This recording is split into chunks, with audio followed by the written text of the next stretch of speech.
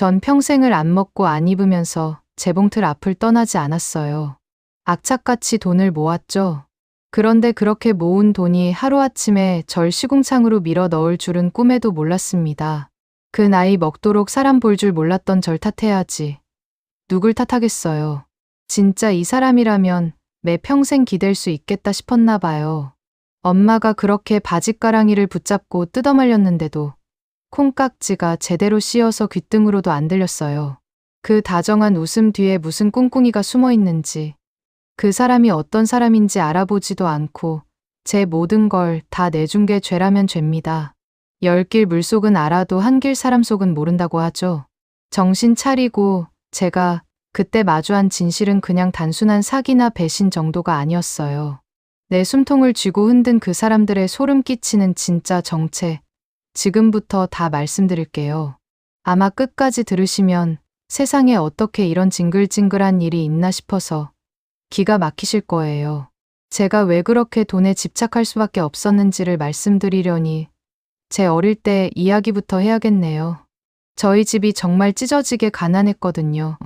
아버지는 일찍 돌아가시고 어머니 혼자 남의 집 허드렛이라면서 저랑 동생 셋을 키우셨어요.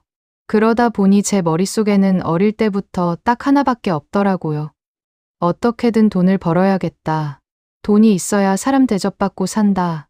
그 생각 하나로 17살부터 동네 양장점에 보조로 들어갔어요. 남들 공부하고 놀러 다닐 때 저는 환기구도 없는 좁은 방에서 하루 종일 재봉틀만 돌렸어요. 손가락이 바늘에 찔려 피가 맺혀도 아픈 줄도 몰랐죠.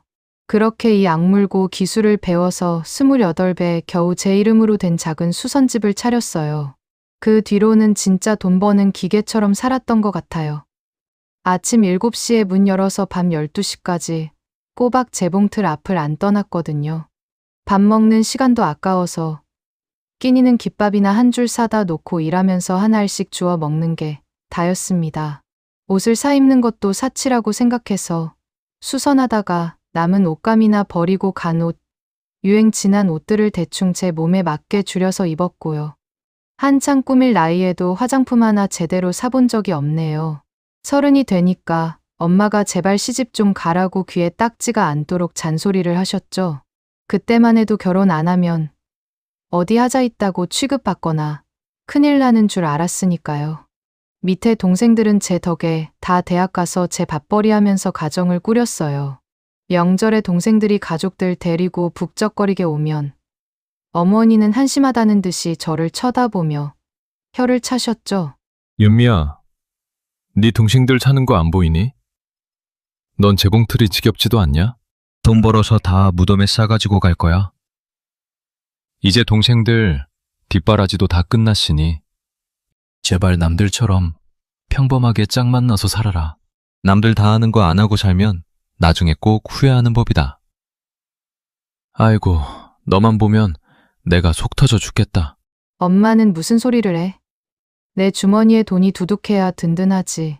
남편이 밥 먹여준대. 사람 마음은 변해도 내 기술은 안 변해? 나는 시집 안 갈 거야. 돈만 벌고 살 거라고요.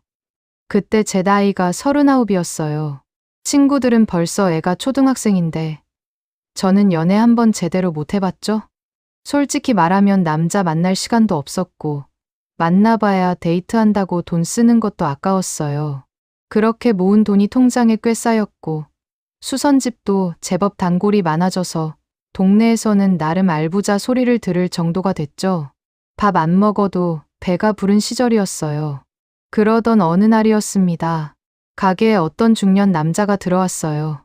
키도 훤칠하고 인상도 참 서글서글하더라고요. 양복도 아주 고급스러운 걸 입고 있었는데 바지 기장이 조금 길다면서 수선을 맡기러 온 거예요. 동네에서 사장님 솜씨가 제일 좋다고 소문이 났길래 일부러 찾아왔습니다. 잘 부탁드릴게요. 웃으며 건네는 말투가 다정하게 느껴졌습니다. 제가 무뚝뚝하게 치수만 재고 있는데도 계속 웃으면서 말을 붙이더라고요. 자기는 근처에서 꽤 큰 가구 공장을 운영하고 있는데 이 동네로 이사 온 지 얼마 안 돼서 아는 사람이 별로 없다고 했어요. 그런데 그 뒤로 이 남자가 자꾸 우리 가게로 출근 도장을 찍는 거예요. 겉옷 단추가 떨어졌다. 셔츠 소매가 길다. 별의별 핑계를 대면서 찾아왔죠. 올 때마다 빈손으로 오는 법이 없었어요. 피로회복제며 유명한 빵집 빵이며 따뜻한 캔커피 같은 걸 챙겨왔어요. 저녁 늦게까지 일하고 있으면 슬쩍 가게 문을 열고 들어와서는 이렇게 말하는 거예요. 사장님, 밥은 먹고 일해요. 돈 버는 것도 좋지만 건강 상하면 다 소용없는 거 알죠? 신경 써주시는 건 고마운데 저 일 많아서 바빠요. 얼른 들어가 보세요. 제가 쳐다보지도 않고 대꾸를 해도 그 사람은 화를 내기는커녕 사람 좋게 웃었어요. 그러고는 제 재봉틀 옆에 따뜻한 두유 한 병을 놓고 가는 거예요. 솔직히 39 먹도록 누가 저한테 그렇게 살갑게 챙겨준 적이 없었거든요. 엄마도 늘 제가 벌어오는 돈만 바랬지. 제가 밥은 먹고 일하는지, 피곤하지는 않은지 물어봐 준 적이 없었어요. 엄마도 사랑받는 아내의 삶이 아니라 홀로 아이들 키우는 책임감에 먹고 살기 바빴으니 자연스럽게 무뚝뚝해진 거겠죠? 그러더니 이 남자 본인에 대한 이야기를 하나둘 풀더라고요. 10년 전에 상처하고 혼자 산지 오래됐다고. 사업하느라 눈코 뜰 새 없이 바빠서 재우는 생각도 안 하고 살았는데 우연히 저를 본 이후 자꾸 눈에 밟힌다는 거예요. 휴일이면 차를 끌고 와서 저를 억지로 태우고 교회로 바람을 쐬러 나가기도 했어요. 유미 씨, 평생 일만 하고 살았잖아. 이제 좋은 것도 보고 맛있는 것도 먹으면서 좀 누리고 살라고. 당신은 그럴 자격 충분히 있어. 그 남자가 저수지 앞 식당에서 장어를 구워 제 밥그릇에 올려주는데 갑자기 눈물이 핑 도는 거 있죠. 처음이었어요. 누가 내 입에 먹을 걸 챙겨 넣어주는 게. 그 따뜻한 말 한마디와 다정한 행동들이 차츰 제 마음속 단단한 벽들을 허물기 시작한 거예요. 그렇게 석 달을 매일같이 찾아오다가 커다란 장미꽃다발을 한아름 들고 온 날, 우리는 미래를 함께 하기로 했습니다. 유미 씨, 우리 이제 그만 외롭게 살고 합칩시다. 당신 평생 재봉틀 앞에서 아등바등 고생한 거 내가 다 보상해 줄게. 내 옆에서 돈 걱정 없이 편하게 살아. 당신 행복하게 해줄 자신 있어. 다 늙은 나이에 나를 이렇게 여자로, 귀한 사람으로 여겨주는 남자가 나타났다는 것 자체가 기적이었습니다. 더 늦출 이유가 없었어요. 며칠 뒤에 엄마한테 정식으로 인사시키기 위해 그 사람을 데리고 친정집으로 갔어요. 그런데 엄마 반응이 완전 얼음장인 거예요. 상다리가 부러지게 밥상을 차려놓고 한 숟갈도 안 드시더니 그 사람이 화장실 간 사이에 부엌으로 저를 끌고 가서는 제 등짝을 사정없이 후려치시더라고요. 너 단단히 미쳤구나. 어디서 사짜 냄새 풀풀 나는 놈을 데려와. 저렇게 번지르르하게 차려입고 입에 발린 소리 잘하는 놈 치고 속이 꽉 찬 놈을 본 적이 없어. 네가 잠 안 자고 피땀 흘려 모은 돈 저놈이 싹 다 날려먹게 생겼어. 당장 헤어져 이거사. 엄마는 무슨 말을 그렇게 해. 엄마가 이 사람 어떻게 보는지 몰라도 번듯한 가구 공장 사장이야. 나 고생 그만하라고 자기랑 편하게 살자고 하는 사람이라고. 엄마는 내가 평생 처녀 귀신으로 늙어 죽으면서 동생들 뒷바라지나 하고 엄마 돈이나 챙겨줬으면 좋겠는 거야. 아이고 이 등신아, 네가 남자를 만나봤어야 알지. 엄마 눈에는 훤히 보여. 절대 안 된다. 내 눈에 흙이 들어가기 전에는 이 꼴 못 봐. 저런 놈한테 갈 바엔 혼자 사는 게 낫지. 너 이 엄마 눈이 보통 눈인 줄 아니? 여러 말하지 말고 단단히 알아봐. 엄마랑 그렇게 고래고래 소리 지르고 싸우다가 화장실에서 나온 그 사람 손을 끌고 짐을 싸서 집을 나와버렸어요. 그때는 엄마가 내 행복을 질투한다고 생각했어요. 참 어리석었죠. 나이만 먹었지 철이 덜 들었었나 봐요. 원래 어른들 눈은 못 속이는 법인데 저 혼자 늦바람이 나서 고집을 부렸으니 엄마 속은 얼마나 시커멓게 타들어갔을까요. 결국 친정이랑 연을 끊다시피 하고 살림부터 합치기로 했어요. 그런데 막상 신혼집을 구하려고 하니까 그 사람이 갑자기 난처한 표정을 짓더라고요. 유미 씨, 진짜 미안한데 내가 며칠 전에 공장 기계를 새로 들이느라 갖고 있던 현금을 다 써버렸어. 대출을 좀 받아볼까 했는데 요즘 은행 심사가 너무 까다롭네. 당신 혹시 여유 있으면 일단 우리 전셋집 먼저 구하면 안 될까? 내가 공장 손대는 대로 2달 안에 당신 통장으로 싹 다 이자 쳐서 채워놓을게. 어차피 부부 될 사이인데 네 돈 내 돈이 어디 있나 싶었죠.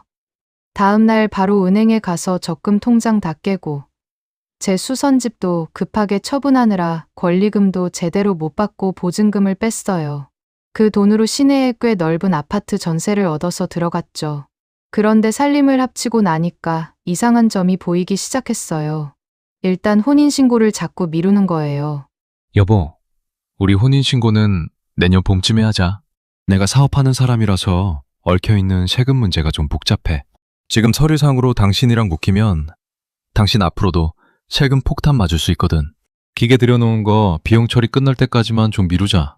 자기가 알아서 한다는데 제가 사업에 대해 뭘 알겠어요.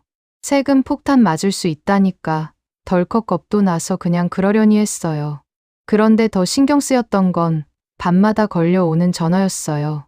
꼭 밤 11시, 12시만 되면 오더라고요. 그럴 때마다 그 사람은 자다가도 벌떡 일어나서 베란다로 나가서 한참을 통화하는 거예요. 밤늦게 누가 그렇게 전화를 해? 아, 수진이라고. 공장 격리 봐주는 동생 있잖아. 일이 아직 서투른지 장구를 자꾸 헷갈리네. 내가 좀 개념이 없어. 미안해. 신경 쓰지 말고 먼저 자.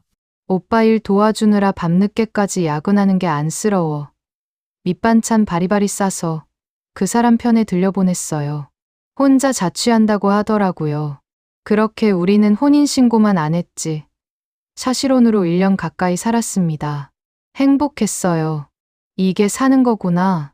퇴근하면 항상 제가 좋아하는 과일이라도 사들고 들어왔고, 집안일도 곧잘하는 남편을 보면서 행복이 뭐 별거냐, 그토록 꿈꿔왔던 가정이 바로 이런 거지, 라는 생각을 했습니다. 그런데 하늘도 시샘했는지 그 무렵, 그 사람 사업도 불경기를 타며 어려워지기 시작했어요. 여보, 이번에 제일 큰 거래처에서 어음 부도를 내고 도망가는 바람에 공장 자금이 확 막혀버렸어. 이거 당장 막지 못하면 공장 넘어가게 생겼는데 어떡하지? 내가 죽을 죄를 졌다. 매일 밤 밥도 안 먹고 한숨을 푹푹 쉬면서 담배만 피워대는 그 사람을 보는데 제 마음이 다 타들어가는 것 같았어요. 어떻게든 남편을 도와야겠다는 생각밖에 안 들었습니다.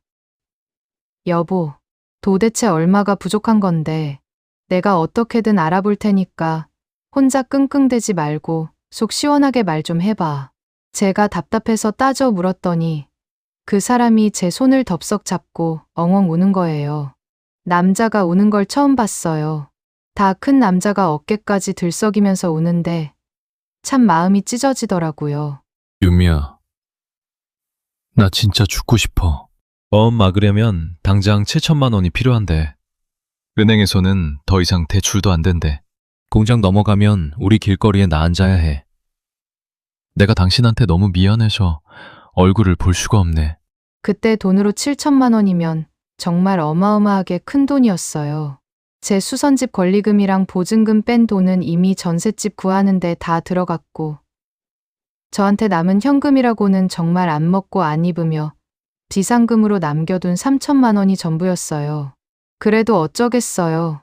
부부가 한 배를 탔으면 같이 살고 같이 죽는 거죠. 다음 날 아침 일찍 은행에 가서 살고 있는 전세금 담보로 대출을 받을 수 있는지 확인했어요. 대출금은 사장님 통장으로 바로 입금될 겁니다. 이자는 매달 25일에 빠져나가니까 잔고 비워두시면 안 됩니다. 직원 말이 귓등으로 스쳐 지나갔어요. 전세 담보로 대출받은 돈에 제 피 같은 비상금을 영혼까지 싹 다 끌어모아서 그 사람 통장으로 이체했어요. 돈이 들어가자마자 그 사람이 헐레벌떡 집으로 뛰어 들어오더라고요. 제 앞에 무릎을 꿇더니 제 손에 얼굴을 묻고 한참을 엉엉 울었어요. 유미야, 당신은 내 생명의 은인이야. 내가 이 은혜 평생 안 잊을게. 진짜 면목이 없다. 사랑해. 그 말을 듣는데 제가 대단한 일을 해낸 것 같아서 뿌듯하더라고요. 내 돈으로 내 남편 살려줬다. 이제 우리 앞날은 탄탄대로다. 그렇게 철석같이 믿었어요. 참 멍청했죠. 그 돈이 들어가고 나서 2달 정도는 정말 꿀 떨어지게 잘 지냈어요. 주말이면 교회로 맛있는 것도 먹으러 다니고 그 사람도 예전처럼 다정했고요. 오늘도 늦어? 찌개 다 끓여놨는데 언제 들어와? 아니, 오늘 거래처 사장님들 접대가 있어서 늦을 것 같아. 기다리지 말고 먼저 자. 거래처 확장하고 접대하느라 힘들어서인지 말투도 눈에 띄게 퉁명스러워지더라고요. 술 냄새를 풀풀 풍기면서 새벽 2, 3시에 들어오는 날이 잦아졌습니다. 옷을 받아주려고 다가가면 휙 뺐듯이 가져가서는 씻지도 않고 거실 소파에 쓰러져 잤어요. 근데 당신 옷에서 웬 화장품 냄새가 이렇게 진하게 나? 어제 어디서 누구랑 술 마셨어? 아침부터 사람 달달 볶지 마. 내가 놀러 다녔어? 먹고 살겠다고 밤새워가며 비위 맞추고 온 사람한테 수고했다는 말은 못할 망정. 무슨 냄새가 어쩌고 저쩌지? 거래처 사장들 기분 맞춰주다 보면 업소 아가씨들 향수 냄새 뵐 수도 있는 거지. 그럴 때면 제가 뭘 잘못했나 싶어서 하루 종일 마음이 무겁고 찜찜했죠. 하루는 그 사람이 화장실에서 샤워하는 사이에 거실에 둔 핸드폰이 계속 울리길래 제가 무심코 전화를 받았어요. 여보세요. 제가 전화를 받자마자 바로 뚝 끊더라고요.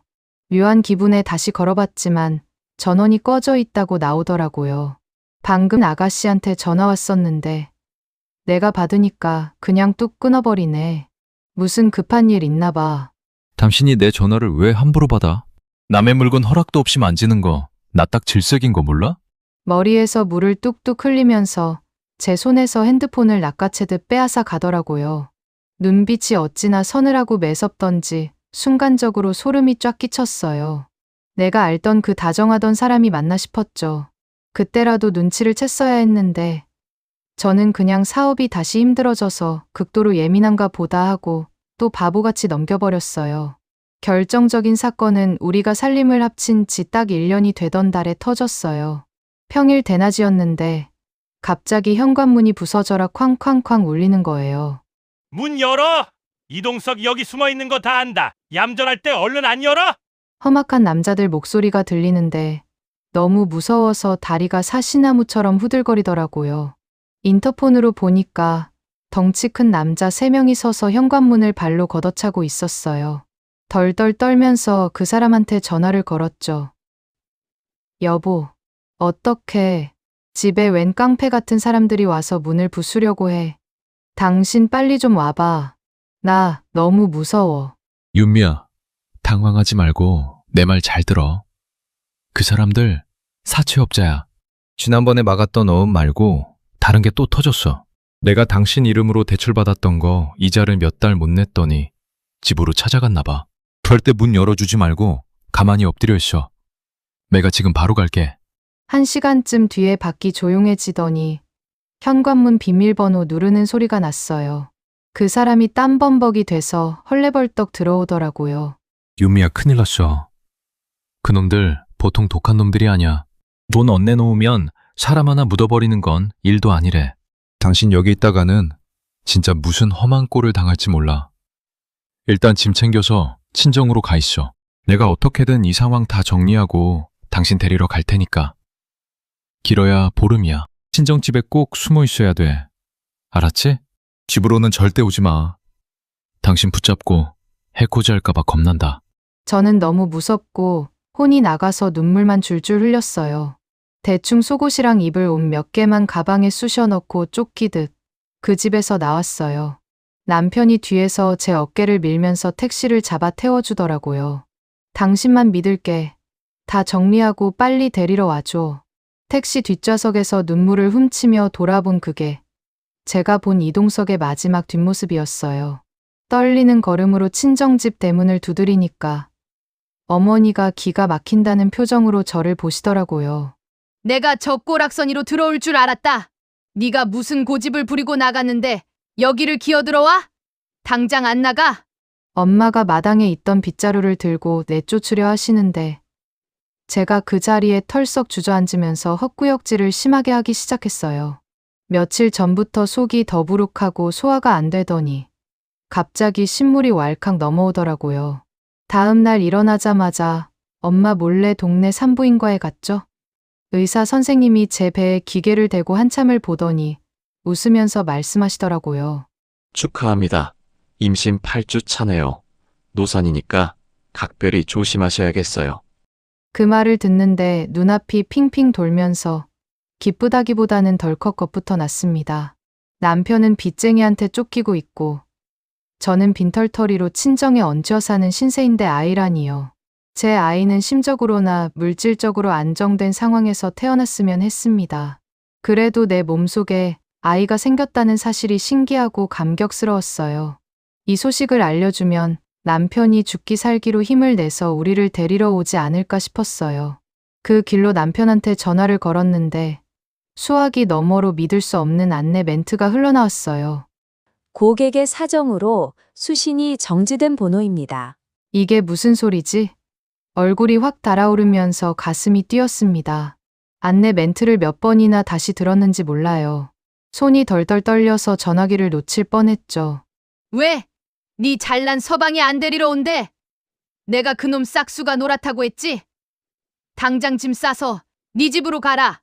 동네 창피해서 원. 엄마한테는 차마 임신했다는 말도 못 꺼냈어요. 돈 다 날리고 빚쟁이 쫓기는 놈 애를 가졌다고 하면 당장 머리채 잡히고 쫓겨날 게 뻔했으니까요. 속에서 올라오는 신물을 입술을 꽉 깨물어 눌렀습니다. 아니야. 그 사람 급하게 지방 공장에 내려갈 일이 생겨서 며칠 더 있어야 한대. 나도 내일 당장 올라갈 거야. 거짓말을 하고 방에 들어와서 이불을 뒤집어 쓰고 소리 없이 울었어요. 배에 손을 얹고 혼자 속으로 별별 생각을 다 했죠. 빚쟁이들이 와서 난리를 치니까 그 사람들이 무서워서 핸드폰을 아예 정지시켜 버렸나 보다. 그래, 며칠 뒤에 엄마한테라도 연락이 오겠지. 어떻게든 혼자 상황을 수습해 보려고 저러는 걸 거야. 참 미련하죠.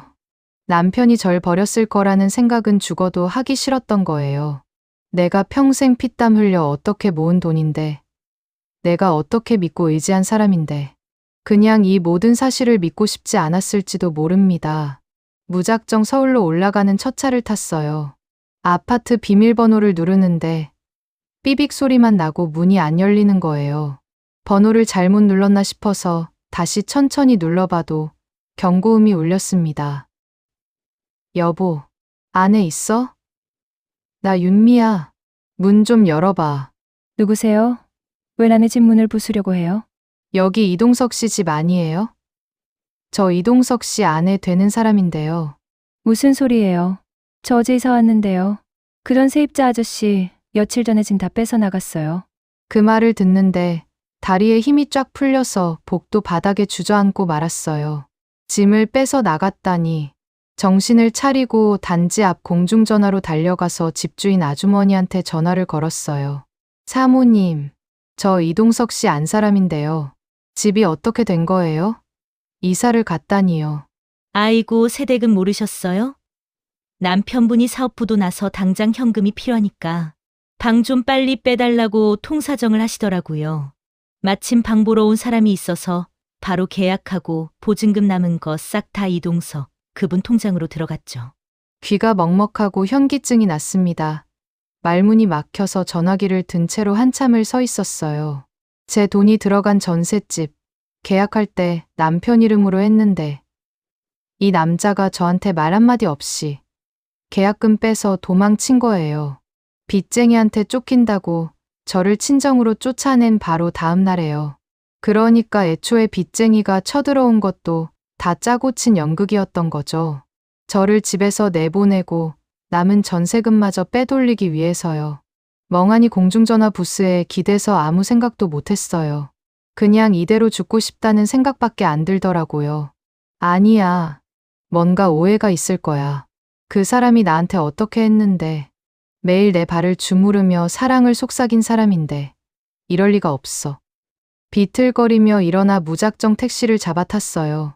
그 사람이 이야기했던 태영가구라는 이름만 믿고 택시 기사한테 근처로 가달라고 했죠. 공장에 도착해보니 정말 규모가 꽤 큰 곳이었어요. 마당에는 나무 자재들이 산더미처럼 쌓여있고 직원들도 바쁘게 움직이고 있었죠. 경비실에 가서 다급하게 물었어요. 저기요. 여기 이동석 사장님 좀 만나러 왔는데요. 제가 아내거든요. 누구요? 이동석이요? 아줌마가 동석이 마누라라고요? 네. 저희 남편이 여기 공장 사장인데 지금 연락이 안 돼서요. 어이, 김 반장, 일로 좀 와봐요. 여기 동석이 마누라라는 아줌마가 왔는데 동석이가 사장이라는데 난 당최 무슨 말인지 모르겠어. 아줌마, 동석이 그 자식 사장 아니에요? 우리 공장에서 거래처에 가구 싣고 나르던 배달기사였어요. 그것도 한 달 전에 자재 납품대금 중간에서 삥땅 치고 도망가서 우리 사장님이 경찰에 신고해 놓은 상태라고요. 사장은 무슨 놈의 사장? 네. 배달 기사라고요. 그럴 리가 없어요. 양복 입고 다니면서 매일 거래처 사장들 만난다고 했단 말이에요.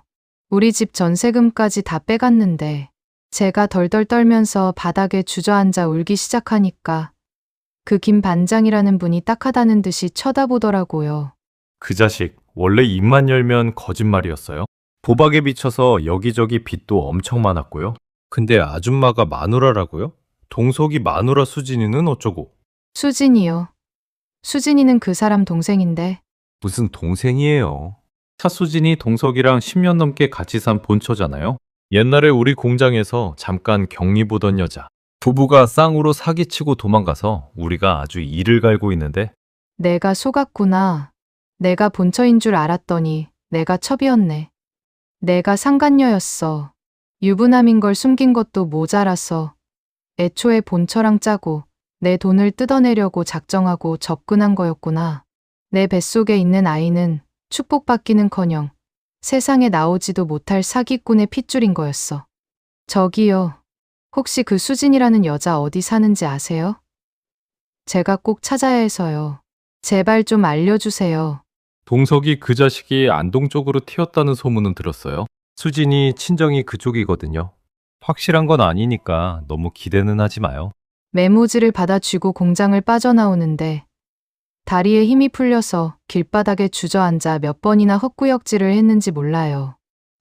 안동. 어떻게든 거기를 찾아가서 내 두 눈으로 확인을 해야 직성이 풀릴 것 같았어요. 안 그러면 억울해서 미치기 직전이었으니까요. 그 길로 터미널로 가서 안동으로 내려가는 버스표를 끊었어요. 버스 안에서 지난 1년의 시간들이 주마등처럼 스쳐 지나갔어요. 내 거칠어진 손을 잡고 눈물을 글썽이던 그 얼굴이 다 나를 탈탈 털어서 마지막까지 싹 다 벗겨 먹으려고 쓴 가면이었구나. 내가 바보 천치였어. 내가 미쳤지. 아무 잘못 없는 뱃속에 있는 아이까지 원망스러웠어요. 차라리 혼자 몸이면 그냥 약이라도 먹고 다 끝내버릴 텐데. 이 핏덩이를 안고 있으니까 마음대로 죽지도 못하겠더라고요. 안동 터미널에 도착하니까 벌써 해가 뉘엿뉘엿 지고 있었어요. 메모지에 적힌 주소 하나만 쥐고 낯선 동네를 한참 헤맸죠. 언덕길을 올라가면서 제발 이 주소에 그 인간들이 없기를 바랐는지도 몰라요. 내 눈으로 그 끔찍한 진실을 마주할 자신이 없었거든요. 그런데 허름한 연립주택 앞에 도착했을 때였어요. 주차장에서 너무나 익숙한 목소리가 들리더라고요.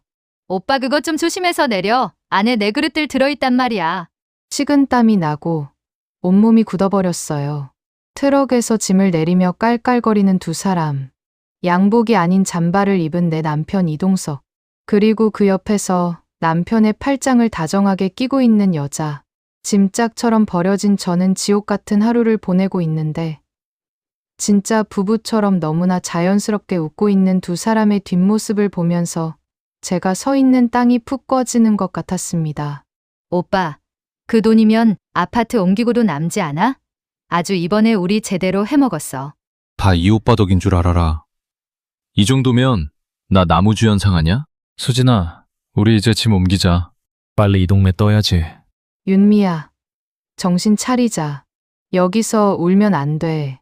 지금 당장 저놈들 머리채를 잡아도 모자랄 판인데 저 사람들 손에 든 저 가방 안에 내 피 같은 돈이 다 들어있을 거 아니야. 저는 떨리는 다리를 억지로 일으켜 세웠어요. 공장 사무실에서 알려준 그 주소지를 다시 확인했습니다. 짐을 옮기는 동석의 옷매무새가 아주 말끔했어요. 다 제 돈으로 산 거였죠. 솔직히 무서웠어요. 하지만 눈앞이 캄캄해질 정도로 분노도 치밀었죠. 그 사람들의 웃음소리가 제 가슴을 후벼 팠습니다. 그때였어요. 동석이 차 열쇠를 돌리며 시동을 걸려는데 뒤편에서 골목길을 돌던 트럭이 미끄러지면서 동석의 차를 살짝 들이받았어요. 아이씨, 뭐야. 당신 눈을 어디다 달고 다니는 거야? 동석이 소리를 지르며 차에서 내렸고 수진도 덩달아 따라 내렸어요. 그 틈을 타서 저는 차 뒷좌석에 둔 그들의 가방을 낚아채듯 가져올 생각으로 몸을 날렸어요.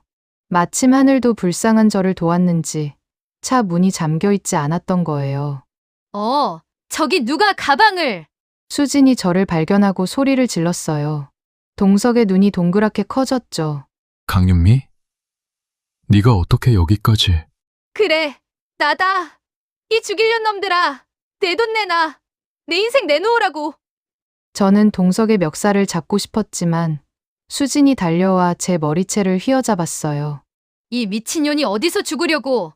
너 때문에 우리가 지금 얼마나 고생하는 줄 알아? 고생? 니들 내 인생을 다 털어먹고 지금 나한테 고생을 노네? 이 천하의 사기꾼 놈들아. 빨랑 내 돈 내놔. 내 돈 다 어쨌냐고. 왜 하필 나야? 내가 무슨 잘못을 했다고 나한테 이래. 난 열심히 산 죄밖에 없어. 우리는 그 골목길에서 엉켜붙었어요. 제 배가 조여오는 통증이 느껴졌지만 손을 놓을 수가 없었습니다. 동석은 저를 발로 차려 했고 수지는 제 얼굴을 핥히었어요. 저는 그 순간 내가 죽더라도 이놈들 머리털 하나는 다 뽑아버리겠다고 다짐했습니다. 경찰 불러. 저 여자 미친년이야. 동석이 사람들을 부르려 하자 저는 죽을 힘을 다해 수진의 손가락을 깨물었어요. 수진이 비명을 지르며 떨어져 나갔고 저는 트럭 기사님이 놀라서 내리는 틈을 타 가방을 뺏어 들고 도망치기 시작했습니다. 뒤에서 들려오는 욕설과 경적 소리가 귓전을 때렸지만 앞만 보고 달렸어요. 내 뱃속의 아이가 저를 살려달라고 발버둥 치는 것만 같았습니다. 얼마나 달렸을까. 다리가 후들거려 더는 움직일 수 없었을 때 저는 낯선 강가에 도착했어요. 가방을 열어보니 현금 뭉치와 몇 개의 통장이 들어있었죠. 하지만 이미 다 써버렸는지 고작해야 원래 제 돈의 5분의 1도 되지 않는 돈이었어요. 다 끝났어. 이제 나보고 어떻게 살라고. 저는 그 강물을 바라보며 다시 한번 죽음을 생각했습니다. 배 속에 있는 아이와 함께 이 차가운 물속으로 들어간다면 이 지긋지긋한 현실에서 벗어날 수 있을 것만 같았거든요. 그때였어요. 저 멀리서 누군가 저를 부르는 소리가 들렸습니다. 거기 젊은 처자. 거기서 뭐해? 당장 이리 안 와. 정신을 놓으려던 순간 어떤 할머니가 제 멱살을 잡고 끌고 나와 따귀를 때리셨어요. 이년아, 죽고 싶으면 딴 데 가서 죽어. 왜 내 가게 앞에서 재수없게 죽겠다고 이 난리야? 그렇게 할머니의 목소리가 아득해지는 것 같더니 병원 천장이 보였어요. 수액을 맞으며 혼자 병실에 누워 있더라고요. 어쩌면 좋아요. 아이는 지켜내지 못했습니다. 당분간 무리하지 말고 몸조리 잘하셔야 해요. 저 며칠이나 누워 있어야 여기서 나갈 수 있어요? 저 당장 내일부터라도 나가서 일해야 하거든요. 의사 선생님이 뭐 저렇게 지독한 여자가 다 있나 하는 눈빛으로 쳐다봤지만 신경 안 썼어요. 가슴을 치며 엉엉 소리 내서 울 줄 알았는데 환영받지 못하고 태어날 바엔 차라리 잘 됐다 싶었습니다. 오히려 아이가 제 마지막 미련까지 싹 가져가 줬어요. 퇴원하던 날 제 주머니를 탈탈 털어보니 달랑 35,000원이 전부였어요. 오늘 밤 찜질방 값 내고 밥 한 끼 사 먹으면 끝인 돈이었죠. 어디로 갈까 고민하다가 무작정 버스를 타고 경기도 용인에서 내렸어요. 예전에 그 인간이 가구 공장 사장 행세할 때 용인 쪽에 신도시 개발이 한창이라 공사판이 크게 벌어졌다는 얘기를 주워 들은 게 기억났거든요. 저는 퉁퉁 부은 몸을 이끌고 무작정 제일 커 보이는 건설 현장의 한식당 문을 열고 들어갔어요. 사장님, 저 먹여주고 재워만 주시면 설거지든 잔심부름이든 돈 안 받고 다 할게요. 제발 저 여기서 일 좀 하게 해주세요. 식당 여사장님이 저를 위아래로 훑어보더니 기가 막힌다는 듯이 웃더라고요. 아지매, 여긴 노가다꾼들 수백 명 밥해대는 곳이라 남자들도 일주일이면 도망가. 핏기 하나 없는 얼굴로 며칠이나 버티겠다고 이래. 딴 데 가서 알아봐. 저 진짜 독한 요니예요. 죽으림을 다해서 할 테니까 딱 3일만 부려보세요. 그날부터 식당 주방 창고에 얇은 스티로폼 하나 깔고 거기서 먹고 잤어요. 새벽 4시에 일어나서 저녁 10시까지 산더미처럼 쌓인 식판 설거지를 혼자 다 했습니다. 손이 퉁퉁 붓고 지문이 다 닳아서 피가 맺혀도 고무장갑 한 번 안 뺐어요. 워낙 손끝이 야무지고 일머리가 있으니까 금방 주방 일을 다 꿰찼죠. 아이고, 윤미 씨. 윤미 씨가 무채 썰어 놓은 거 보면 기계로 썬 것 같다니까? 깔끔하게 일 잘하네. 사장님도 절 인정하고 그때부터 월급을 주기 시작했어요. 꼬박꼬박 모았죠. 어디 TV에 나와도 될 만큼 지독하게 아끼며 살았어요. 악착같이 살아내서 성공하는 것만을 인생의 목표로 삼았습니다. 열심히 하다 보니 그 사이 레시피 전수는 물론이고 직원 관리까지 시키실 정도로 사장님의 신뢰는 두터워졌습니다. 그렇게 4년을 미친 듯이 일하니까 제게도 기회가 오더라고요. 식당 사장님 무릎 관절염이 심해져서 수술을 받게 된 거예요. 윤미 씨, 내가 이제 나이도 있고 몸이 이래서 이 식당 더는 못할 것 같아. 딴 사람한테 넘기려니 아쉽고 윤미 씨가 이 식당 한번 맡아서 해볼래? 이걸로 애들 시집장가 다 보내고 몇십 년을 한 거라 아무나 못 줘. 근데 내가 윤미 씨라면 믿고 넘길 수 있을 것 같아서 말이야. 보증금은 윤미 씨 그동안 모은 돈으로 퉁치고 권리금은 장사해서 매달 나한테 갚아나가?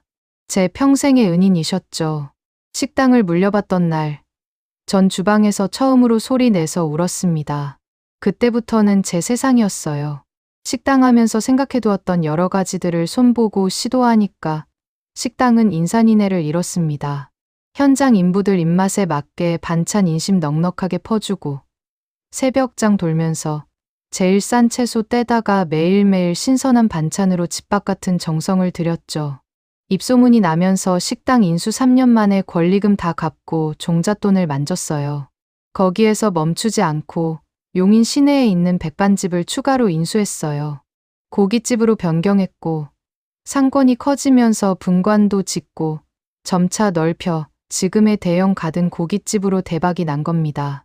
그렇게 15년이라는 세월이 흐르는 동안 저는 용인 시내 요지에 제 이름으로 된 상가 건물 3채를 거느린 진짜 사장다운 사장이 됐습니다. 그러던 어느 날 상가 건물 관리를 맡고 있는 부동산 소장이 제 사무실로 급하게 찾아왔더라고요. 회장님, 이번에 새로 매입하신 역전압 상가 말인데요. 세입자들 명도 진행이 좀 골치 아프게 생겼습니다. 왜요?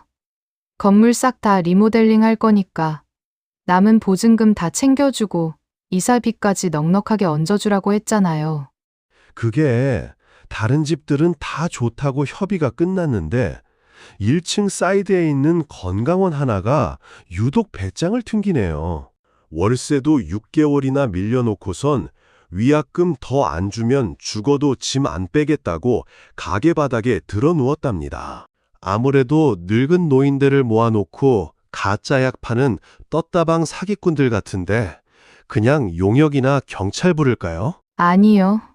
내 건물에서 도대체 간이 얼마나 부은 사람들이 행패를 부리는지 얼굴이나 좀 봅시다. 비가 부슬부슬 내리는 날 우산 하나 받쳐 들고 그 상가로 걸어갔습니다. 시트지가 덕지덕지 붙어있는 1층 유리문 틈으로 안을 들여다봤어요. 자, 어르신들, 이거 한 병만 드셔봐. 관절이 아주 20대로 돌아가나니까. 내일은 공짜 휴지도 주니까 동네 친구들 다 데리고 와요. 문틈으로 보이는 여자는 다 늘어난 티셔츠를 입고 노인들 옆에서 팜플렛을 나눠주고 있었고 뒤쪽 구석에는 늙은 남자가 마이크를 잡고 휠체어에 앉아 있었습니다. 그동안 세월을 정통으로 맞은 건지 알아볼 수 없을 정도로 늙어버렸지만 귓가에 맴돌던 그 목소리는 절대 잊을 수가 없었죠. 그 사람들은 바로 이동석과 차수진이었습니다. 저는 우산을 접고 천천히 유리문을 열고 들어갔습니다. 구두 굽소리에 저를 발견한 수진이 억지 웃음을 지으며 다가오더군요. 저를 전혀 알아보지 못한 채 말이죠. 아이고, 우리 사모님. 참 귀티나게 생기셨네. 어디 관절 안 좋아서 오셨수? 한약 냄새가 진동하는 가게 안에서 제 가방을 흘끔거리며 굽실거렸어요. 세월이 그 여자의 얼굴에 자글자글한 주름을 파놓았지만 돈 냄새를 쫓는 그 탐욕스런 눈빛만큼은 예전 그대로더라고요. 저는 표정 하나 안 바꾸고 가게 안을 쓱 둘러보며 대답했습니다. 저 이 건물 새로 산 주인이거든요. 세입자들 장사는 잘 되나? 가게 한번 둘러보러 왔어요. 아유, 회장님. 어쩐지 딱 들어오시는데 돈 좀 있어 보이시더라니. 누추한데 얼른 이쪽으로 와서 앉으세요. 영감, 얼른 휠체어 좀 비켜봐. 수진이는 동석을 구석으로 밀쳐내며 먼지 쌓인 플라스틱 의자를 닦아 제게 내밀었어요. 저는 휠체어에 있는 동석을 가만히 내려다봤습니다. 한때 누구보다 멋진 모습으로 내 세상을 다 책임질 것 같던 남자가 이제는 이렇게 초점 없는 눈으로 앉아 있었죠. 바깥 양반이 몸이 안 좋으신가 봐요. 예. 몇 년 전에 풍을 맞아서 저 모양이에요. 병원비 대느라 월세가 좀 밀렸네요. 회장님, 저희 진짜 조금만 더 시간 주시면 이 악물고 다 갚을게요. 제발 쫓아내지만 말아주세요. 당장 내일 먹을 쌀도 없다는 듯이 눈물을 쥐어짜는 연기를 보는데 속으로 웃음이 났습니다. 아주 연기가 예나 지금이나 주연감이더라고요. 다들 먹고 살기 힘든데 쫓아내긴 누굴 쫓아내요. 저도 뭐 그렇게 앞뒤 없는 사람은 아닙니다. 가만 보니까 어르신들 상대로 장사 수완이 꽤 좋으신 것 같은데 내가 사실 골프 모임 나가는 사장님들이 참 많거든요. 다들 몸에 좋다는 거라면 몇백만 원도 우습게 쓰는 양반들인데 여기 싸구려 옥장판 말고 진짜 퀄리티 좋은 녹용이나 산삼 진액 같은 거 꽉 채워놓으면 내가 모임 사람들 데리고 한번 올게요. 이번 달 밀린 월세도 천천히 내도 되니까 물건이나 제대로 한번 들여놔봐요. 정말요? 아유, 역시 배포가 크셔 우리 회장님. 저희가 거래처에 진짜 기가 막힌 물건 떼올 수 있거든요. 근데 그게 워낙 단가가 세서 우리가 지금 수중에 현금이 없는데. 큰 장사하려면 배짱이 있어야 되는데 그 정도는 안 되시는 모양이네. 꽤 쏠쏠할 텐데 아깝네요. 한탕주의가 배인 사람이라 그런지 관리 소장 말에 의하면 그 다음 날부터 아주 눈이 뒤집혀서 돈을 끌어모으기 시작했다고 하대요. 동네 사채업자들한테서 일수까지 끌어다 썼더라고요. 박스가 그 좁은 가게 안에 천장까지 쌓였습니다. 당장 다음 주에 제가 사모님들을 데리고 와서 물건을 다 싹쓸이해 줄 거라고 철석같이 믿은 거죠.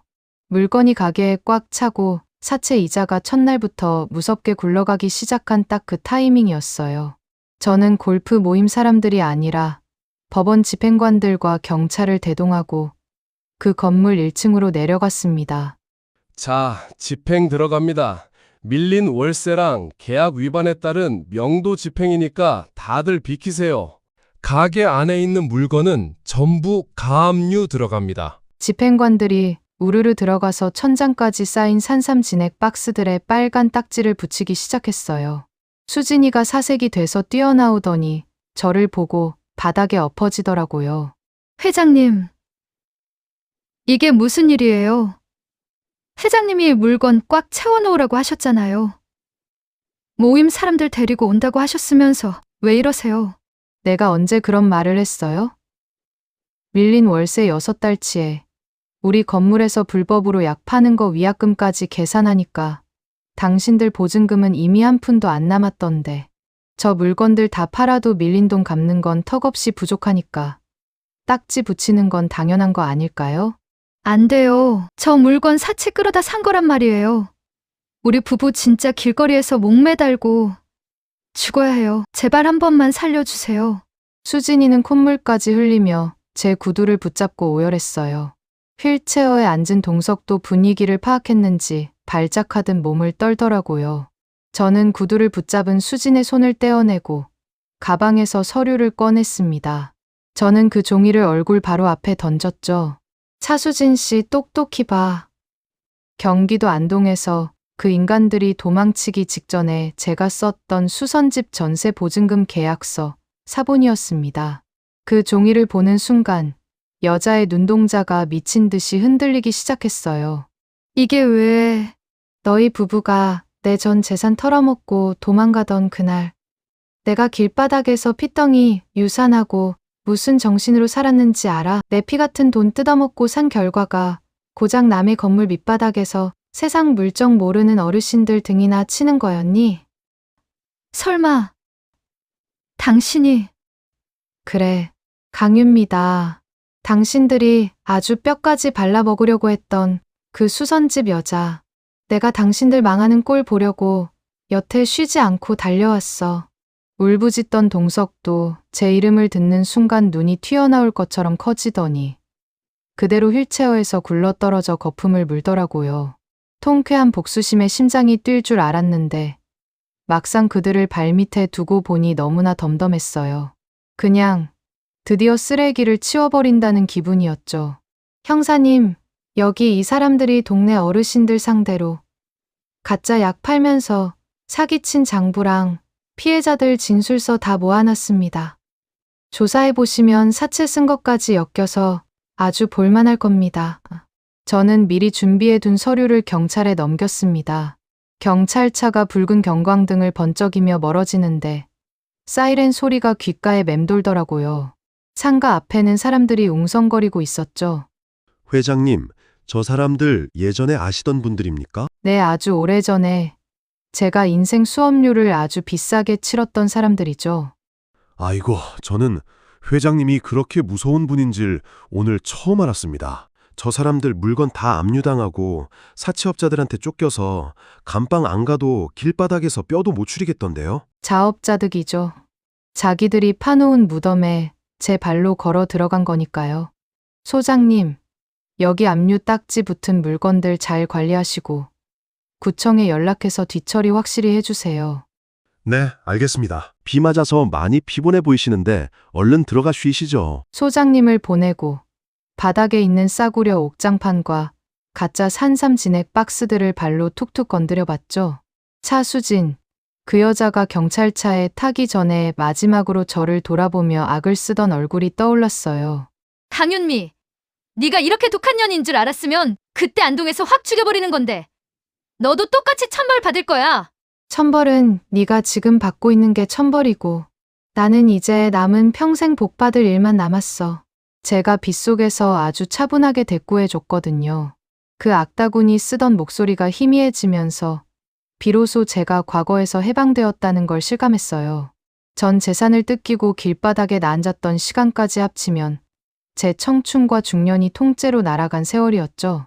복수를 마치면 세상을 다 가진 것처럼 통쾌할 줄 알았거든요. 텔레비전 드라마 보면 한번 크게 웃고 샴페인이라도 터뜨리잖아요. 그런데 막상 모든 걸 끝내고 나니까 그냥 가슴 한구석이 허무하네요. 만약에 그때 그 인간들이 내 돈을 훔쳐가지 않았더라면, 그래서 내가 아이를 유산하지 않고 그냥 평범하게 이동석과 애 키우면서 살았다면 어땠을까? 그런 부질없는 생각이 잠시 들었지만 금세 고개를 저었어요. 그래, 다 끝났다. 강윤미, 참 애썼다. 그동안 잘 버텼어. 그제서야 눈물이 핑 돌더라고요. 그동안 아무리 힘들어도 한 번도 운 적이 없는데 나 자신한테 처음으로 수고했다고 위로해 준 건가 봐요. 차수진은 꽤 오랜 시간 실형을 피하기 어렵고 이동석은 뇌경색 진단이 있어서 의료병동이 있는 교도소로 넘어간다고 하더라고요. 이제 더 이상 그 인간들 소식에 귀 기울이지 않기로 했습니다. 내 인생에 남은 시간은 오롯이 나를 위해서만 쓰기로 마음먹었거든요. 이제 누군가를 미워하고 복수하는데 내 귀한 에너지를 낭비하기 싫었습니다. 가게에 나가서 오랜만에 주방 이모들한테 소리쳤어요. 이모님들, 오늘 점심 장사 끝나면 우리끼리 좋은 소고기 구워 먹읍시다. 내가 오늘 아주 기분이 좋네. 오늘 제가 크게 쏠 테니까 마음껏 드세요. 아이고, 회장님이 웬일이시래. 오늘 어디서 금송아지라도 주우셨어? 금송아지보다 더 좋은 일이죠. 여러분이 강윤미 제 입장이었다면 그때 어떻게 하셨을까요? 그 인간들이 제 발로 제 건물에 기어 들어온 걸 알았을 때 당장 쫓아냈을까요? 아니면 저처럼 덫을 놓고 기다렸을까요? 가끔은 제가 너무 매정했나 싶은 생각도 들지만 제 선택을 후회하지는 않아요. 제 긴 이야기 끝까지 들어주셔서 감사합니다. 다들 건강하시고 늘 평안하시길 바랍니다.